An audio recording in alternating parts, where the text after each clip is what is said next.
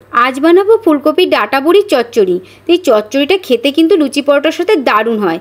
তো সেটাই আজ বানাবো। তো প্রথমে আমি ডাঁটাটাকে ভালো করে জিরি জিরি করে কুচিয়ে নিয়েছি। মিষ্টি কুমড়ো, বরবটি, চিচিঙ্গা, আলু, লাউ সমস্ত সবজি আমি একে একে ছোটো ছোটো করে কেটে নিয়েছি। এখন সমস্ত সবজি কেটে ধুয়ে পরিষ্কার করে নিয়ে চলে এসেছি। এবার কড়াইতে পরিমাণ মতো সাদা তেল গরম করে বড়িটা ভেজে তুলে নেব। ওই তেলে আমি পটল আর কাঁচকলাটাকে ভেজে নেব। প্রথমে কাঁচকলা আর পটলটা ভাজা হয়ে গেছে, তুলে নেব। ওতে দিয়ে দেবো শিম আর মিষ্টি কুমড়ো, দিয়ে সেটাকেও হালকা করে নুন চিটে ভেজে তুলে নেব। আবারও দিয়ে দেবো বেগুন আর চিচিঙ্গা, এটাকেও হালকা করে ভেজে তুলে নেব। এইভাবে নুন চিটিয়ে হালকা হালকা করে সবজিটা ভেজে নিলে স্বাদটা দুর্দান্ত আসে।